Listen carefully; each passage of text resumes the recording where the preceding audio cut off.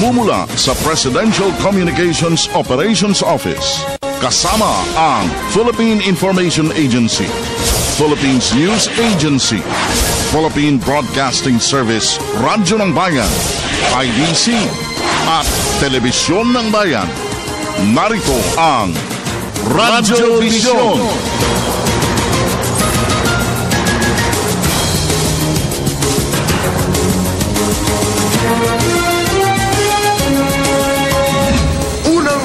Sa halay ng balitaan dito sa Radio Vision. PNP OIC Leonardo Espina, pabor sa pagtatalaga ng full-time na hepe ng pambansang kapulisan. Senador Trillanes, isinusulong si Espina bilang bagong PNP Director General.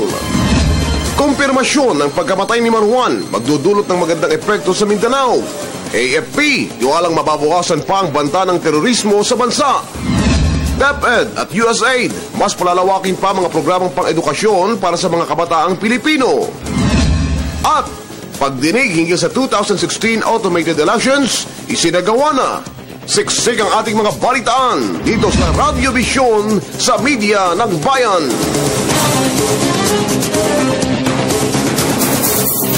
Isang makabuluhan, mapayapa, masaganang umaga. Luzon, Visayas at Mindanao.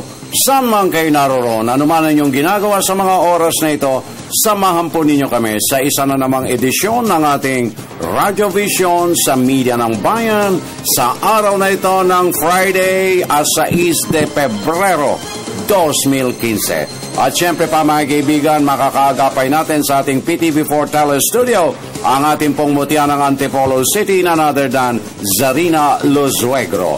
At dito naman sa ating Radyo ng Bayan Studio, ang talaga namang walang kakupas-kupas. Nagniningning saan mang dako mo siya tignan, subaybayan. Siyempre pa, walang iba kung hindi ang ating si Miss Vivian. Good morning. Good morning, Ka Francis. Magandang Friday morning po sa lahat ng taga-subaybay ng Radyo Vision. Samahan niyo po kami sa susunod na isang oras na paghati ng mga pinakamainit na balita sa iba't ibang bahagi ng Pilipinas. Ako po ang inyong lingkod, Vivian Gulia. At ang inyo namang kaagapay, Francis Cancino. Samahan kami till 7 o'clock in the morning sa kabuuan ng ating pagtatanghal on a beautiful Friday. At tayo po ay magpapakawala pa rin ng ilang mahalagang paglilingkod na pambayan. Pagtalakay sa mga maiinit at napapanahong usapin sa araw-araw na nakalatag naman sa ating mga pahayagang pangumaga. At siyempre pa, ang ating namang hapag ng talastasan na kung saan napapanahon ding sinusubaybayan natin yan, Vibs. Okay? That's right. Para po sa ating mga taga-subaybay na nais pong magbate, magkomento at magtanong sa ating featured guest ngayong araw, maaari po kayong mag-text sa 0922-358-2679. Basta't wag lang kalimutan ang inyong mga pangalan at addresses, please.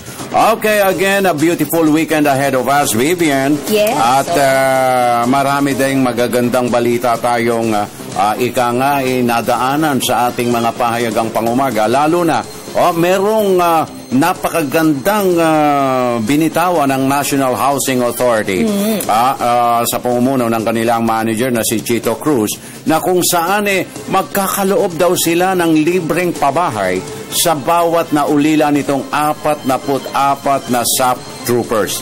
Alam mo, meron mang silang bahay, kung gusto nilang iparenovate, kung meron man silang lupa, patatayuan yan, at kung saan man dako ng Pilipinas, Luzon, Visayas at Mindanao, pupuntahan nila at libre.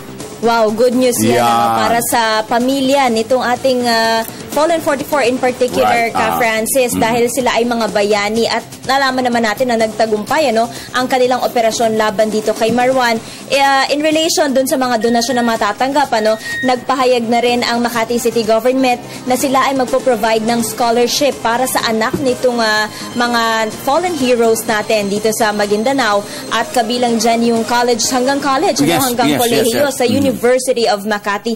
So good news po yan dahil ayon nga sa ating pamunuan ng AFP at PNP, ang bounty ay hindi mapupunta daw sa pamilya nitong ating government troops kasi ayon sa kanilang rules, bawal na matanggap ng government troops. So dahil trabaho nila yon, yung pag-implement ng warrant of arrest, ano? Pero ang bounty daw ay dapat mapunta sa informant na sa ngayon ay hindi pa natin alam sino kaya ang mahiwagang tao. Yan, ano? Pero ano mo, I'm happy also, Vivian, dahilan sa yung mga tulong, donasyon, whether in cash or whatever it is, na iniukol nila sa SUP 44, sa ating fallen heroes, isang magandang gesture na nakikita natin from the different sectors at mula sa iba't iba ring mga ikangay nasa pamahalaan, naglalawit ng kanilang mga tulong pinansyal para sa mga pamilya. Well, nakatutuwa yan, bagamat hindi kapalit yan, ano? It's not, nothing else can ever equate or equals their laws of lives, pero maganda na rin yung meron naman kasi alam mo yung iba dyan talagang umaasa lang sa kanilang sa mga kanilang mahal sa buhay na nasawi. So totoo yun, with scholarship, with cash donations, with benefits. Wow, talaga naman palagi ko malaking bagay ay pagpapasalamat nila nitong pamilyang ito, Babes. Yes, opo. Keep the support coming dahil po itong ating mga Fallen 44, ay sila yung mga tatay, mga ama ng tahanan. Sila talaga yung nagpo-provide para sa kanilang pamilya. At pagkakataon natin to pay back, yung kanilang sacrifice that cost them their lives. Anyway, announcement lang, Ka-Francis. Habang hindi pa napipirmahan itong law regarding dun sa pag-reset ng elections ng SK mula February 21st hanggang October ay pansamantalang isinet po ito ng Commission on Elections on April 25th sa taon po ito. Yan, April 25th. Yes. Pero, well, anyway, merong masaya, merong malungkot. Sige na, tumatanggap na tayo ng mga signals mula sa ating FDs sa 7 minutos 47 segundos makalipas ang alas 6. Babes, go na tayo. Yes, puntahan na natin ang ating kasamang si Zarina Lusuegro dyan sa PTV Telestudio. Zarina, maganda umaga. Good morning.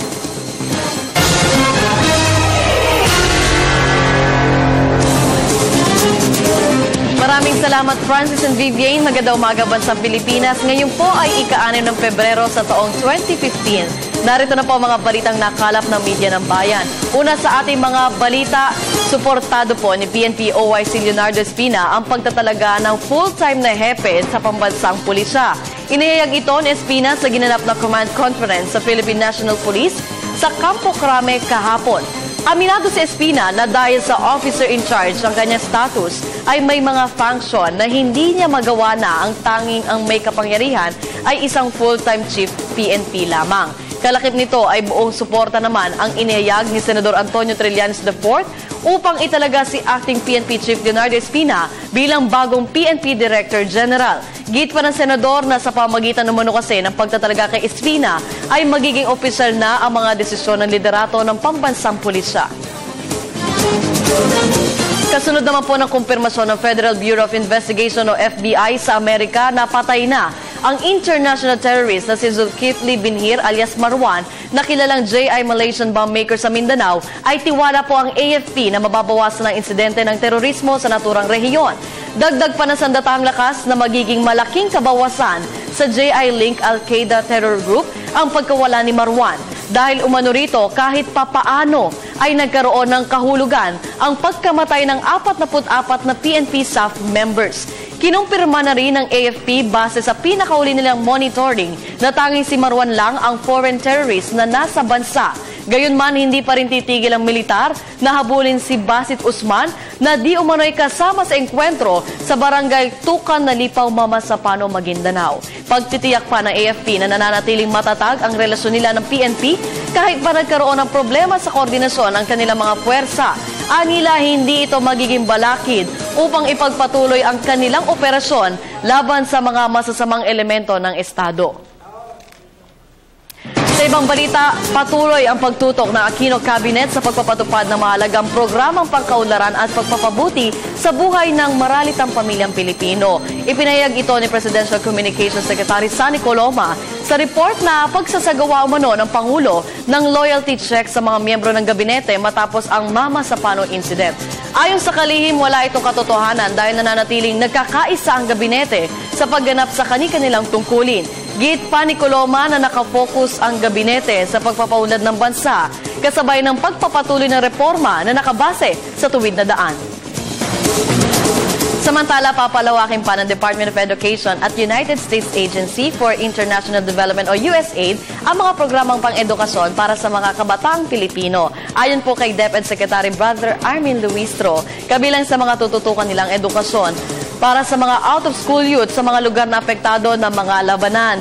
Ilan sa mga programa ng DepEd at USAID ang pagtataguyod ng community engagement, peace education at ang pagpapaunlad sa kasanayan ng mga guro at youth leader ukol sa proseso ng alternative learning. Bukod dito, layunin rin po nitong mapagpabuti ang kaalaman ng mga mag-aaral sa partikular na po sa agham at matematika.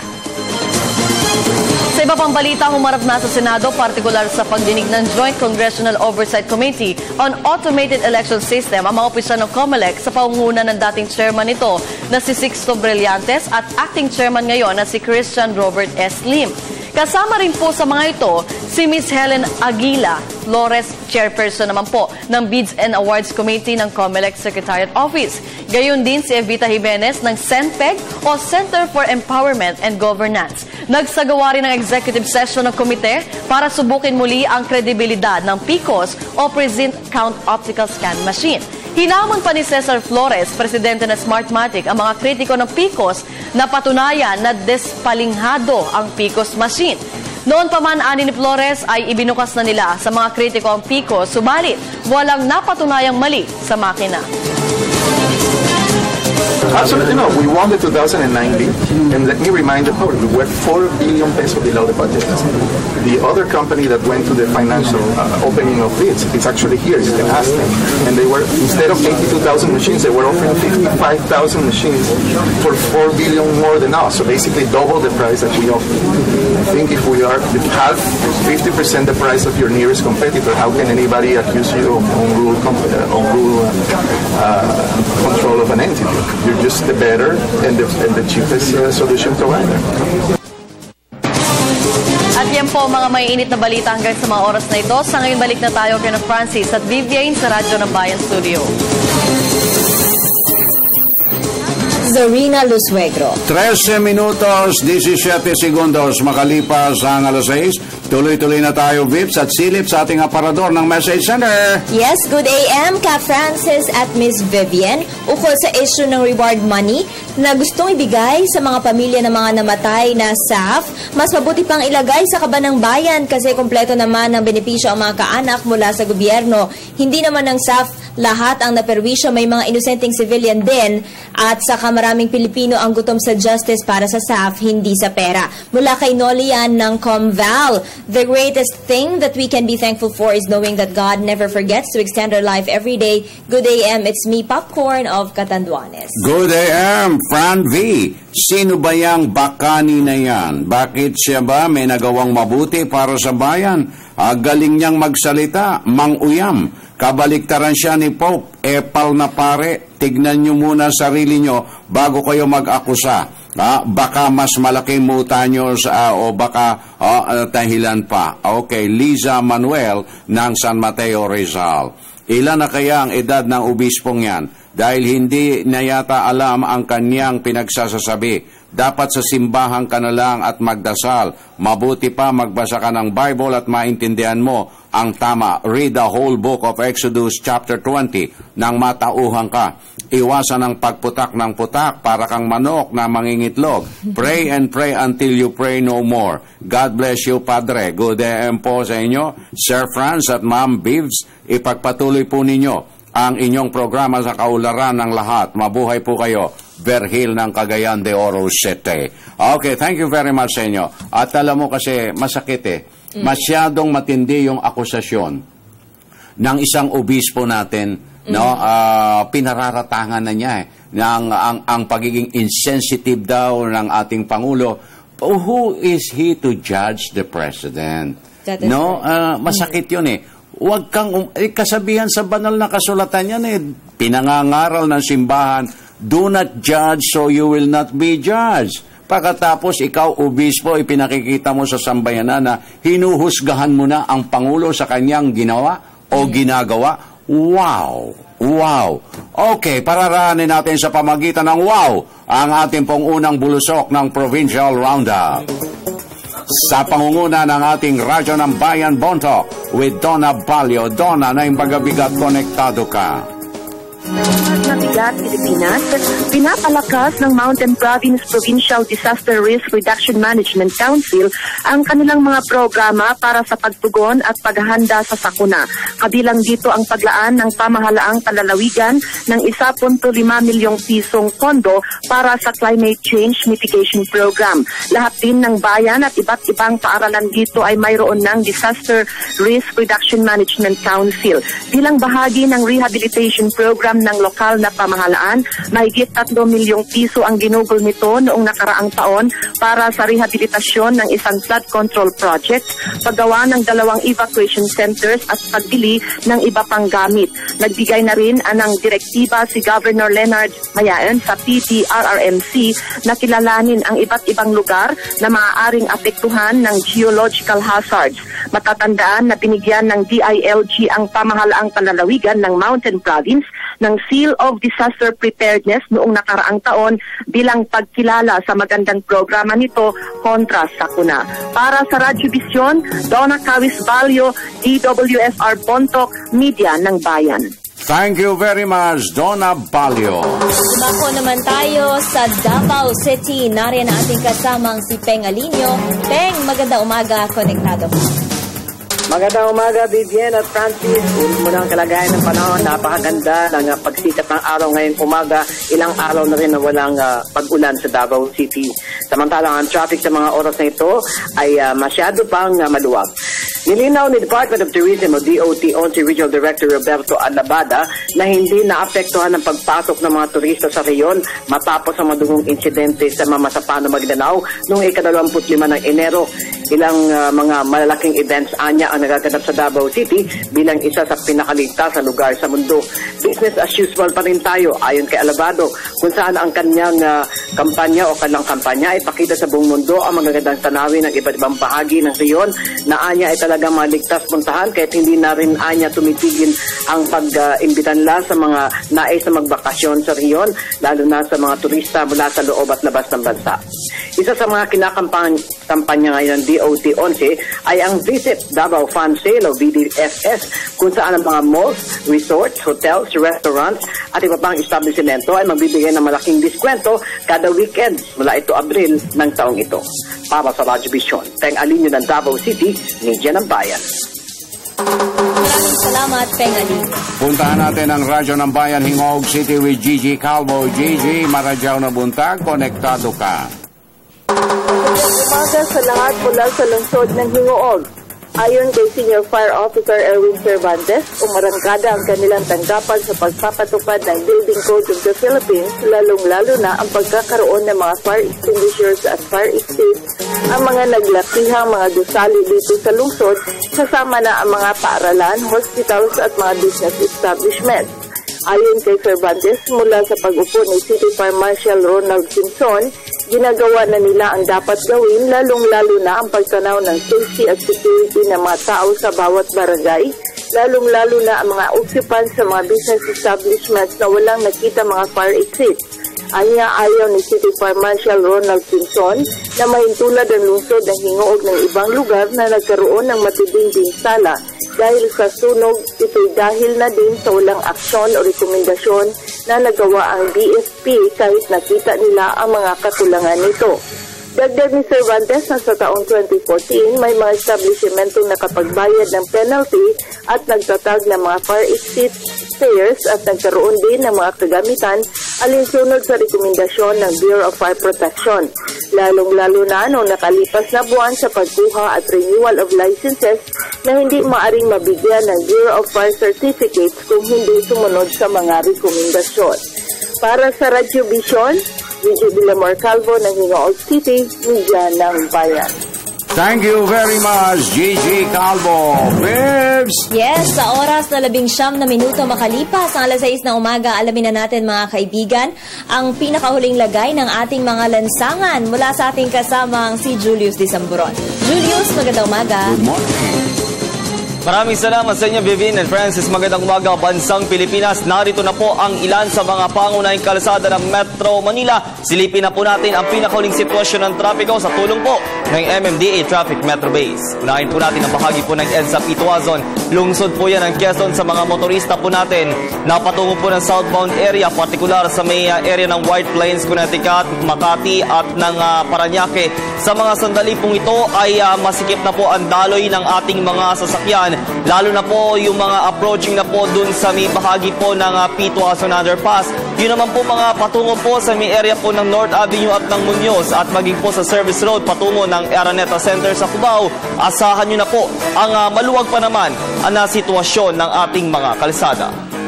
Lipat tayo ngayon sa may bahagi ng EDSA Magallanes sa mga kababayan po nating papasok sa may bahagi po ng South Luzon Expressway o kaya po ng Ninoy Aquino International Airport. Wala pa naman kayong aasahan na mabigat ang traffic situation ngayon pong umagang ito. At yung mga kababayan naman po nating galing po sa bahagi ng SLEX, papasok po kayo sa may EDSA, partikular sa may Ayala at ng Orense. Asahan nyo na po ang light to moderate traffic situation. Lipat tayo ngayon sa may bahagi ng C5 Green Meadows bilang alternatibong daan ng ating mga motorista. Yung pong southbound area natin patungo sa may area ng Tiendesitas, Market at ng lungsod ng Taguig. Sa mga oras pong ito ay unti-unti na pong dumadami yung ating mga sasakyan na dumaraan po dyan sa bahagi po ng C5. Yung mga sasakyan naman po na patungo po sa may area ng Tandansora at University of the Philippines sa mga oras pong ito mga kaibigan ay nagiging maluwag pa naman po at passable hanggang sa mga sandaling ito.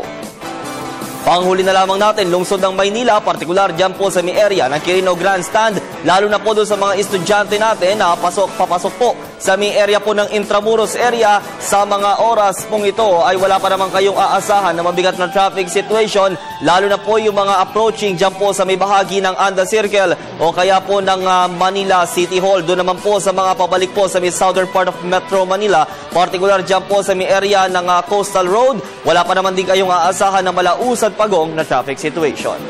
Number 9 and 0 ang ating number coding scheme. Iwas po lamang kayo sa lungsod ng Las Piñas at ng Makati dahil whole day ang kanilang pagpapatupad nito at syempre meron tayong window hours mula po yan alas 10 ng umaga hanggang alas 3 ng hapon. Yan ang latest sa ating Silip Kalsada dito sa Radyo Vision. Para sa Media ng Bayan, ako po si Julius Disamburon. Maraming salamat, Julius Disamburon. Samantala mga kaibigan, alamin na natin ang magiging lagay ng ating panahon ngayong araw mula sa ating kasamang si Jessie Basco. Jessie, magandang umaga. Good morning. Magandang umaga rin sa inyo at magandang umaga Pilipinas. Alamin na po natin kung ano nga ba ang magiging lagay ng panahon ngayong araw ng Biyernes. Base po sa pag-asa o sa data ng pag-asa, northeast monsoon o hanging amihan pa rin po ang patuloy na umiiral sa loob ng boundary. At ito po ay kasalukuyan nakaka-apekto dito sa May Luzon area, kasama rin po ang sinangang bahagi po ng Visayas. So sa ating forecast, kasama po ang Cagayan Valley, Cordillera, ganoon din po ang Ilocos, kasama rin ang Bicol Region at ang ilang bahagi po ng eastern ng Visayas. Makakaranas po kayo dyan ng maulap na kalangitan na merong mahihinang pag-ulan. Kabilang din po dito ang probinsya pa ng Aurora at Quezon. Sa nalalabing bahagi po ng Luzon, kasama ang Metro Manila, asahan pa rin natin ang partly cloudy skies with isolated light rains. Magandang panahon naman po para sa nalalabing bahagi pa ng Visayas, particularly yan dito sa may central and western section ng Visayas at ang buong Mindanao. Pero syempre, hindi pa rin po inaalis ang posibilidad ng pagkakaroon ng mga pulupulong pag-ulan o pagkita at pagkulog sa hapon o kaya naman ay sa gabi. At ngayon po ay nakataas din ang gale warning ng pag-asa, lalo na dito sa may seaboards ng Northern Luzon. So dito po sa area na ito, asahan po na magiging maalon hanggang sa napakaalon ang kondisyon ng karagatan at posible po na umabot ang taas ng alon sa 4.5 meters. Ang ganitong taas ng alon ay delikado po lalo na sa mga kababayan natin na merong maliliit na sasakyang pandagat. At yan muna ang latest sa lagay ng panahon para sa Radyo Vision mula sa Pag-asa di Wesley. Ako po ang inyong weather body, Jessie Basco, Media ng Bayan.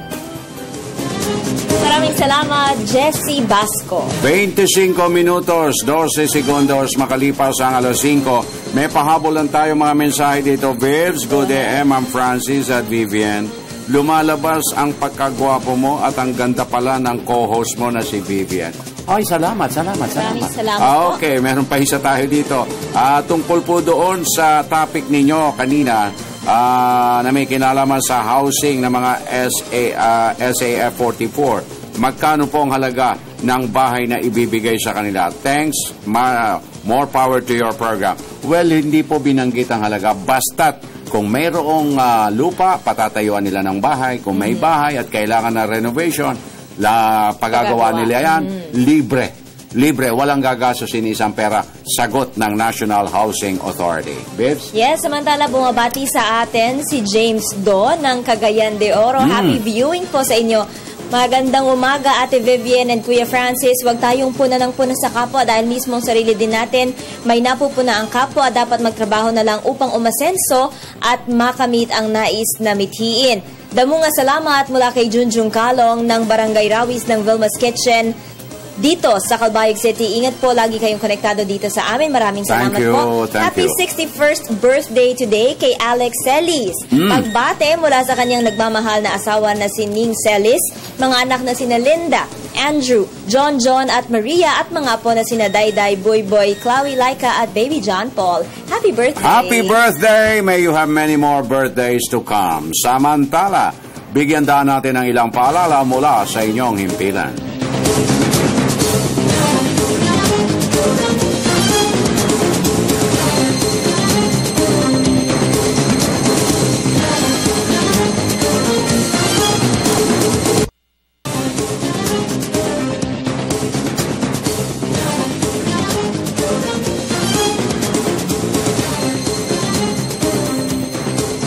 Tuloy na tayo sa ikalawang bahagdan ng ating Friday edition ng ating Radyo Vision at puntahan na kagyat natin ang ating ikalawang bulusok ng Provincial Roundup sa pamunguna ng ating Radyo ng Bayan Batanes with SP Argonza. SP, magandang umaga, konektado ka.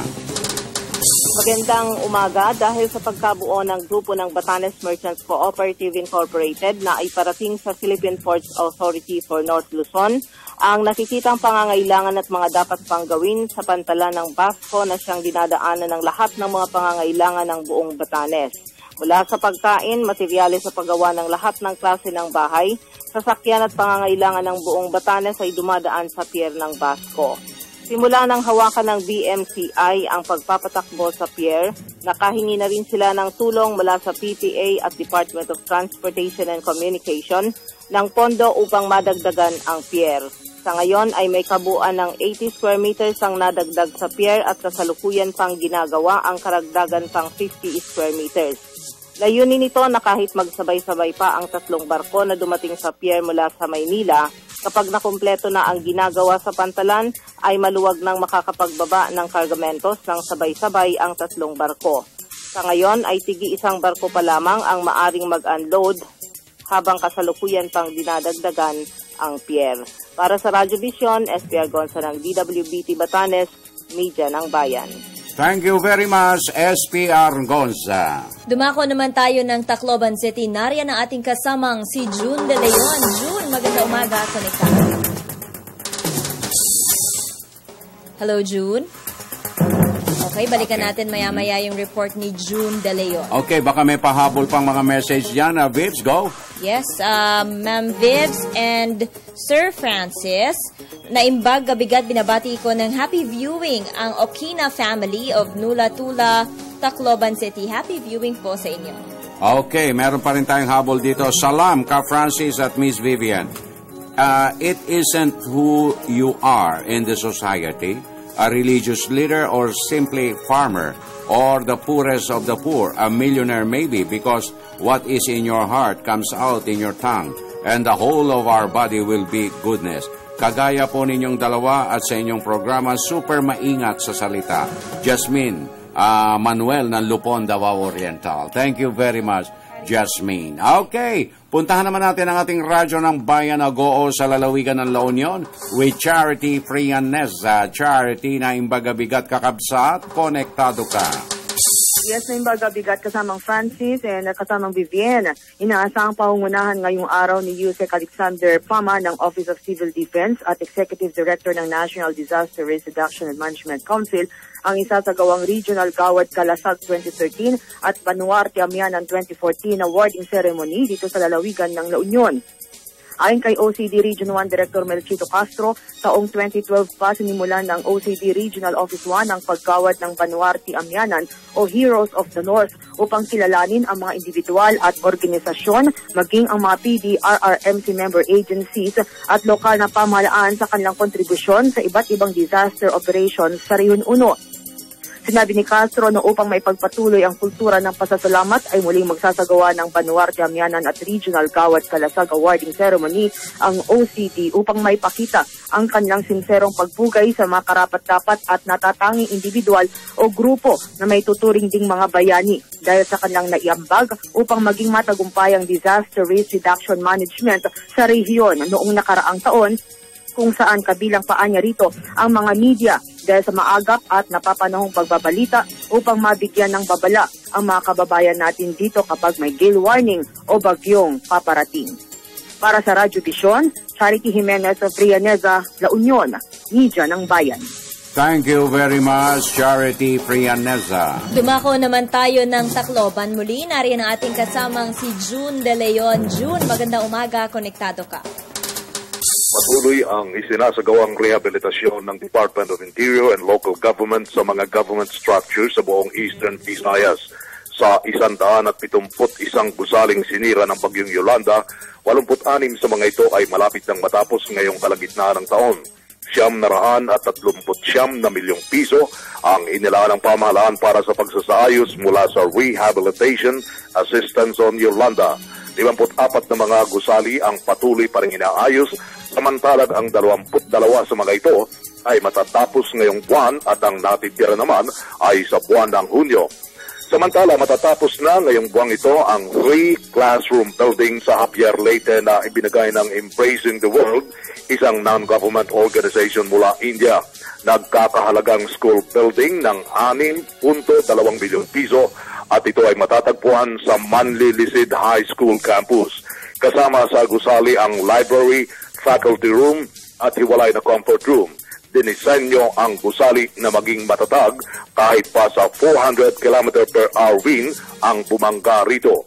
Ipinahayag ni Shantam Rita Chaitanya, Country Director for Japan of Embracing the World, na $1 million ang inilang pondo para sa post-Yolanda recovery efforts.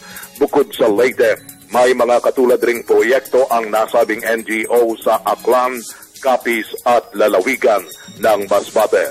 Mula DYCT 102.3 FM Tacloban para sa Radyo Vision, June De Leon, PBS, Media ng Bayan. Maraming salamat, June De Leon. 36 minutos, 46 segundos makalipas ang alas 6. At Vivs, narito na ang ating special guest for our Friday edition. At binubuksan na natin ang hapag ng ating talastasan. Mga napapanahong inaantabayanan ng ating mga kababayan ang ilalahad na naman ang ating panauhin, Vivs. Mukhang may good news. Merong good news. But before that, I would like to give this. Glad I am watching your channel. More power. Elmer Maribay from Tuguegarao City. Okay. Okay, ihabol ko na rin itong mensahe dito mula kay Diego Corpus. Maraming ang problema ng Pilipinas, kailangan magkaisa at hindi puro batikos. Wala naman kayong magandang ginagawa para sa bayan. Ngayon nakahanap tayo ng Pangulo na hinuhuli ang kurakot. At na-opisyal, andyan pa rin ang kritiko. Saludo sa SAF 44. Sila ang tunay na naghahanap ng katahimikan ng bayan. At maganda umaga, Kuya Francis, Miss Vivian. Sa wakas, nakuha ko rin ang buo ninyong number. Araw-araw ako nakikinig sa inyo. Mula kay Ellie Gentalian ng Barangay Limarayon, Calbayog City. Maraming salamat po sa inyo. Thank you very much. And Marshall Tunakaw, maraming salamat po and happy viewing. Okay, Vivs, ang ating panauhin. Do the honor again. Yes, kapiling po natin ngayon mga kaibigan ang Undersecretary ng Department of Trade and Industry, si Yusek Victorio Mario Dimagiba. Maganda umaga po sa inyo, sir. Good morning, Vivian. Good morning, sir. Good to see you again. Okay, at salamat po at napasyalan nyo na naman kami sa kabila ng inyong mga hectic official schedules. Ganun po. Kamusta na po, Yusek Dimagiba, ang inyong continuing dialogue dito sa ating mga mga supermarkets, mga groceries, at yung patuloy nyong pakiusap na panatilihin nilang mababa ang presyo ng ilang mga basic commodities natin. Marami naman po sa mga yon Pero lahat po ba nakikiisa sa panawagan na yan? Opo, yun po ang importante, no? Tuloy-tuloy ang ating dialogue sa mga manufacturers.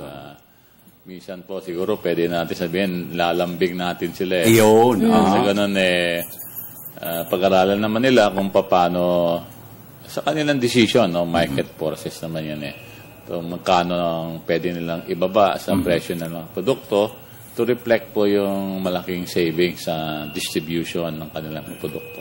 Ano-ano pa itong mga basic commodities na ito, sir? Opo, yung pong gatas, lalo na yung powdered milk. Okay.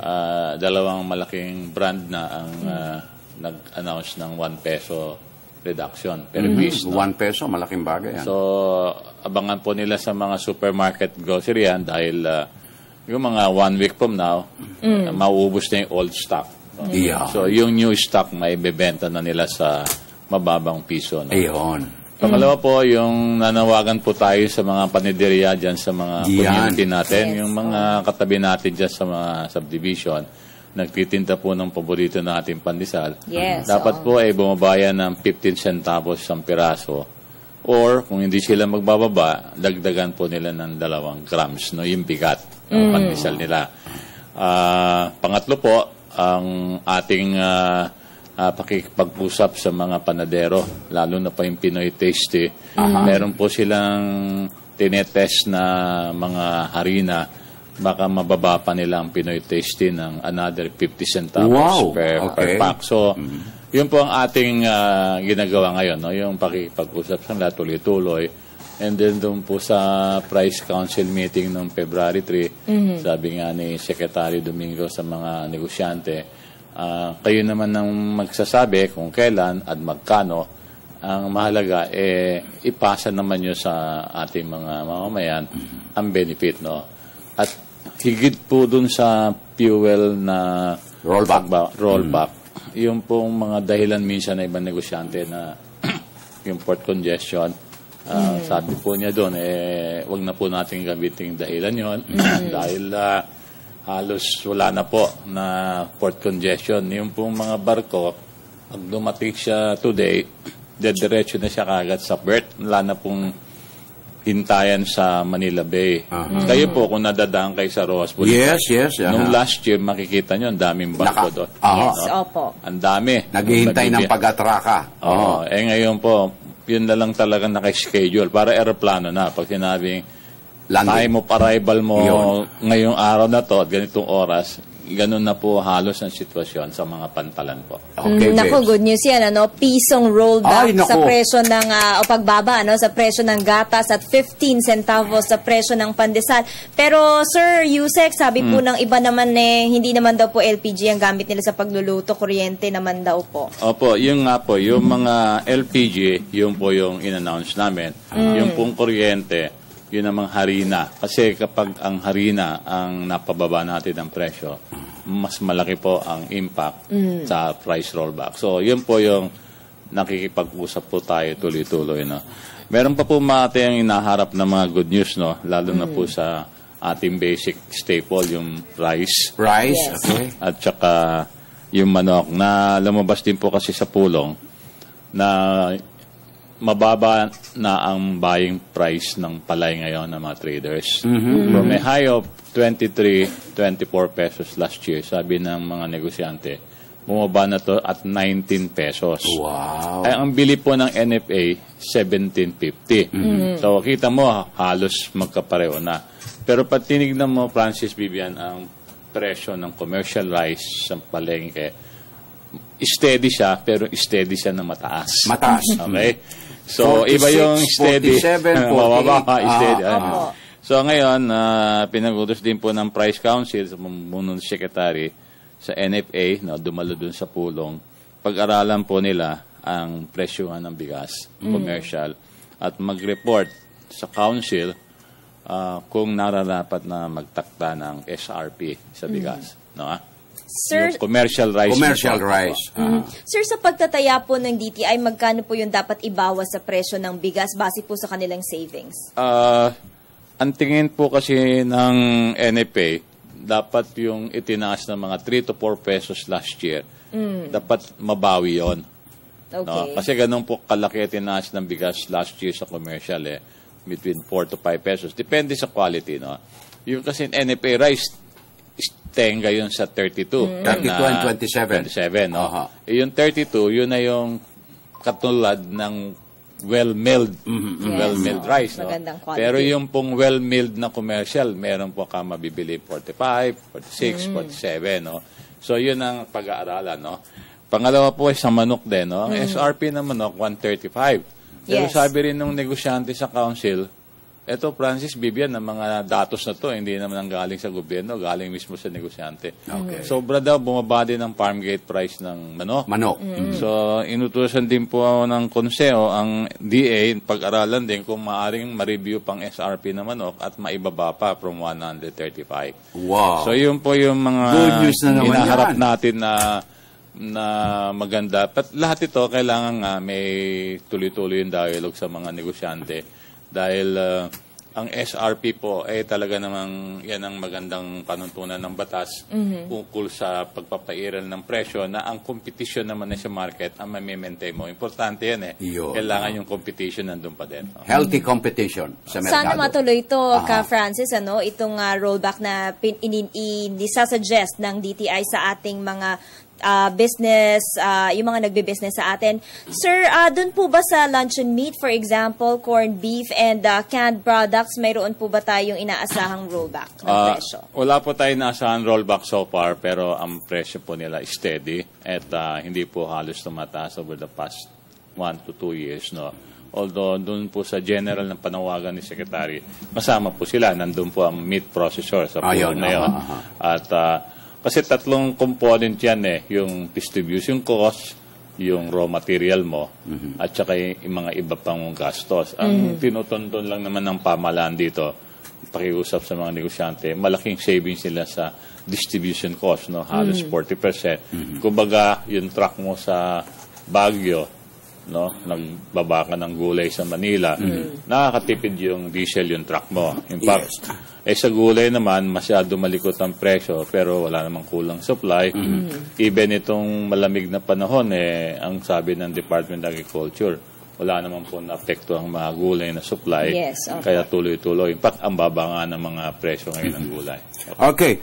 Meron po ritong reaksyon, Yusek, tungkol dito sa isang negosyante. Tumaas ang upa sa mga commercial spaces mula 30% hanggang 100%. Kung ibababa ang presyo ng tinapay, paano na kami makababayad sa upa, Ka Wilson ng Binondo? Opo, pwede naman po yan na yung rental that will fall under overhead, no? Maaaring tama siya, tumaas nga na. Talagang matindi sa Chinatown. Grabe pwede daw po. Pwede pong i-compute kung ano naman ang impact niya dun sa finished product niya. So, pwede po silang dumulong sa DTI, no? Kasi yun nga po ang sinasabi na meron tayong formula sa pag-compute, no? Ng presyuhan ng basic good lang tayo. No? Okay. Sama na po yung pa din. Ayun. Okay. Magandang balita yan, Sir, dito po sa presyo ng noodles, kasi syempre marami sa ating mga kababayan mahilig sa noodles, lalo na tuwing umaga. Mayroon po bang inaasahan na pagbaba ng presyo? Yung aming pakipag-usap sa isang noodle manufacturer, hirap na hirap po sila dun sa binigay naming computation, no? Latest na meeting namin na hindi pa sila makapag-decide, no? Pero hindi po natin tinitigilan yung pakipag-usap. Pumihirit po kasi kami ng at least 10 centavos per pack yung popular na noodle na gustong-gusto natin. At the moment, it's about 7 pesos na po ngayon. 7 pesos and 10 centavos. No? So sabi namin baka pwedeng pag-aralan nila maigi. Alisin na yung G's. Ang sabi nila, yung tracking fee nila, pinakita nila sa amin ng resibo. Ito maganda sa pakipag-usap, transparent, no, Francis Vivian? Yes. So nakita namin nasa 20,000 pa yung binabayad niya. Wow. No, per track, no? At any point na ginagamit niya. So sabi niya sa amin, kapag ito binaba ng tracker namin, binaba below 20,000, then sila na mismo ang dudulog sa DTI at sasabihin na nila na kaya na namin yung kino-compute namin pagbaba. So, tuloy-tuloy ang pakipag-usap. Hindi po to one time lang tapos na. Kasi nandiyan pa rin ang petroleum products are still low, no? This week bumaba ang diesel yata, although ang gasoline hindi. Yes. So, ang diesel po ang tuloy-tuloy. Yung po kasi yung pagbaba ng petroleum products, kapag yan nanatili ganyan hanggang maybe another 2 to 3 months, talagang ang lakas ng pressure sa mga negosyante mag-price roll. Kasi doon, mawawala na yung kinakatwiran, Francis, na baka naman sa susunod na linggo, tumaas. Kumbaga, sa mga negosyante, kailangan kasi medyo speculative. Hindi speculative. Medyo matagal ng konti, steady mababa para talagang mararamdaman nila na sumusobra na yung margin ko. Pwede na akong mag-pass. Ganun po yan no? Parang hindi naman pwede kasing every 2 weeks mag-a-adjust ka ng presyo ng basic goods. May inventory ka Minamanage mo yung inventory mo. Maaring yung mga ibang cost ng inventory nila, mataas nila nabili. Yung distribution lang ang namura. Kaya, ganun po yan Pero nung nakausap po namin ni Vivian dito sa ating Radio Vision, ang Confederation of Truckers Association of the Philippines, totoo po na talagang pinaninindigan nila na nagkakaroon ng add-on sa presyo ng basic commodities sa tuwing maaantala yung delivery ng mga goods from the pantalan to the areas ng delivery nila, to the destination point nila. Basta't na-delay ng 1 day, patong. Delay another 2 days, patong. So yun, dinadagdag nila sa presyo ng basic commodities. Pero pwede mo silang kausapin niya yun, Francis. Ano kaming pulong isang araw. At sila po ay siguro mabuti manggaling na sa kanila kung ano yung hinaharap natin para malaman din ng mga negosyante kung anong nakikita nilang adjustments ng mga presyo ng mga truckers. Dahil sabi ko nga kanina, halos normal na tayo. Pag sinabi po ng pamahalaan yan, kawing-kawing ng impact niyan. Kasama na po sa mga truckers. So, mabuti po sa kanilang manggaling, pero I hope they will also share some good news sa ating po mga consumers at mga negosyante rin po. Okay, Babes? Yes, on a different issue naman, Yusek Dimagi ba? Kamusta naman po itong pag-recall natin ng apples from California na mayroon daw pong bacteria?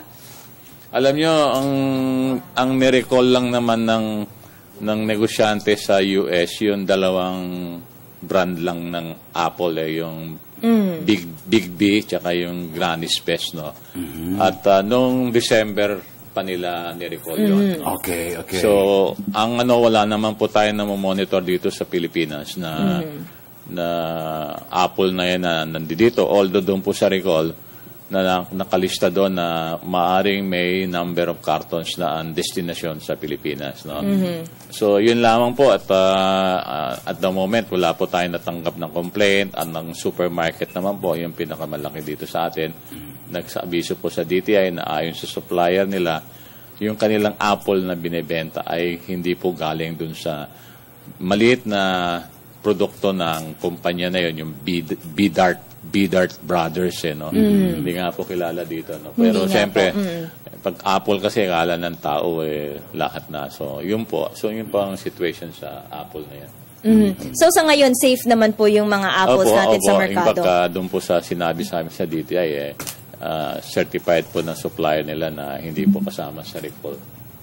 Tsaka sa California lang naman yung isang planta yata o farm sa California. Ano ba ito? Green apples po ba ito? Or kasama yung red apples? Pag sinabing Granny's Best, yun po yung green yung malalaking berde. Okay. Yung green Ang popular naman sa atin, kinakain natin yung red, no? Yes, apple.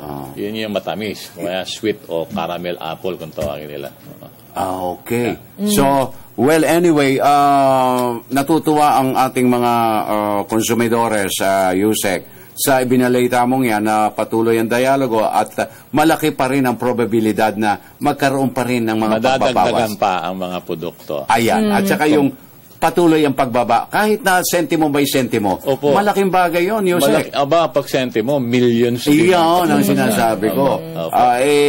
Katuwaan na ng ating mga consumer yan. Vips, yung bibilin mo halimbawa 7 pesos na noodles, bukas makalawa, pagbalik mo ulit, 7 na lang. Nabawasan 7 Gs, naging 7 na lang. Malaking katuwaan pa, mamamakyaw kagad yan, Yusek.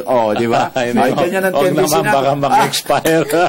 Pero dito sa itong commercial rice ang medyo concern natin. Yan po magandang tututukan po natin pagka basic staple for natin. For the record, sinulatan na namin ng NFADA tungkol sa pulo sa konseho. Kailangan po kasi mag-report sila. Yun ang utos ng sekretary.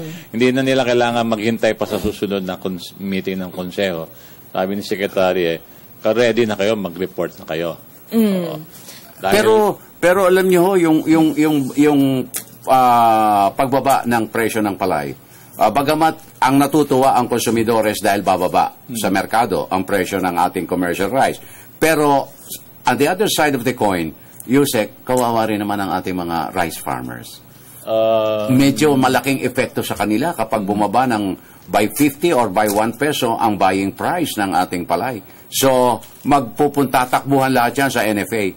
Ganon na nangyayari. Ready naman po ang NFA kasi yan ang mandate ng NFA.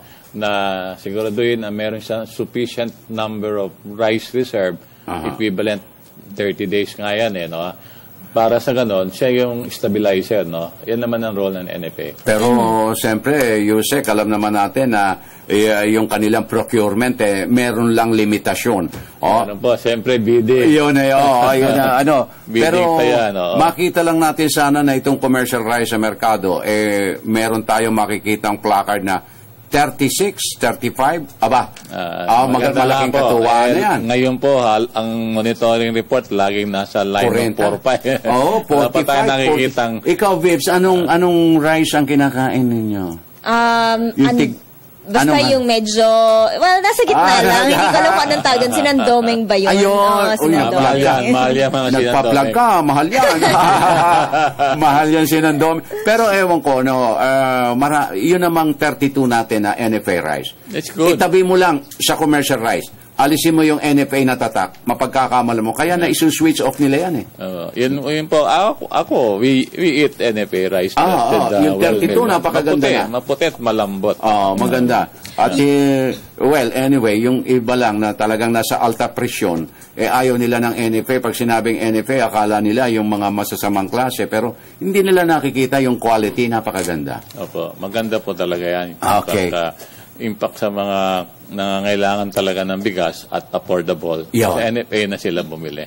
Huwag na lang si Vivian. Yes, maihabol ko lamang Yusek, ito pong sa issue ng freight forwarders. Mayroon po kayong binlacklist, yung po mga nagde-deliver ng balikbayan boxes o yung late mag-deliver ng balikbayan boxes, yung iba po hindi natatanggap. Ano po itong kumpanya? Yan, yung pagka kami po may magandang ugnayan sa Bureau of Customs. Sila man sa Bureau of Customs, sa Vivian Francis, pag ang forwarder dito sa Pilipinas ay hindi accredited, nakatabi na yung container niyan, hindi na mapoprocess yan. In fact, dati kasi yung mga forwarder sa abroad magdadala rito, yung mga ina-assign nilang forwarder sa Pilipinas walang man lisensya ng DTI. Nako po. Ang nangyayari, hindi mababayaran ng buwis. Pag hindi nabayaran ng buwis, i-abandon sa customs. Kukumpiskahin na lang. By law, after 30 days, wala ka naman magagawa. By law, by batas. I-declare abandon. Ang gagawin ng Bureau of Customs, after certain procedures, i-auction yun. Ang nangyayari sa auction, Francis, Vivian, ang namimili, sila rin. Yun at yun din. Baka pati yung consignee na yan na hindi kawawa ang yung mga Pilipino. So yun po yung continuing ginagawa namin. Maraming sumusulat bakit daw sila nasa blacklist. Sabi namin pasensya ka na at ikaw ay na-record na nag-abandon ng cargo at niwe-waive pa nila yung rights nila. Yung mga legal issues. Niwe-waive ang rights, bayad na yung laman. Naku, Diyos ko. Palusot pa palusot. Okay, Vips, talaga naman. Nagpapasalamat tayo ng lubusan at muli, nag-aksaya na naman ang kanyang mahalagang panahon at oras ang ating kabalikat. Yusek Victorio Mario de Magiba ng DTI sa ating palatuntunan. Thank you very much, sir. Bati lang ako. Yes, sir. Go ahead. Happy birth month kay Cecilia de Magiba. Wow! Happy birthday! Yan, talaga naman, Sige, more power and may God bless you always, Miss Di Magiba. Okay, Vips. Okay, nakapanayan po natin mga kaibigan si Undersecretary Victorio Mario Di Magiba ng Department of Trade and Industry. Samantala, balikan na natin dyan sa PTV Telestudio si Nazarina and Julius. Ayun, maraming salamat, Vivian. Sana po ay natulungan namin kayo sa mga balita at impormasyon na aming handog ngayong umaga. Muli, ako po si Zarina Lusuegro. Hanggang sa Lunes pong muli, dahil Luzon, Visayas at Mindanao ang aming sakop sa paghahatid ulat, ito ang pinagsanib ng puwersa ng radyo at telebisyon. Ito po ang Radyo Vision. Ako po si Julius de Samboron. Balik po muna tayo dyan sa Radyo ng Bayan Studio. Maraming salamat, Zarina and Julius. Mga kaibigan, dito na po nagtatapos ang isa na namang edisyon ng Radyo Vision. Pero po para sa mga katututok lang, maaari po ninyong panoorin ang aming delayed telecast mamayang alas 12 ng tanghali sa IBC Channel 13 o sa www.ptv.ph. Ako po ang inyong lingkod, Vivian Gulia. At ang inyo naman pong kaagapay, Francis Cancino, minsan pa nag-iwan na isang mapayapa, masagana at magandang umaga. Have a nice weekend ahead of us. God bless. Until next week, maraming salamat po.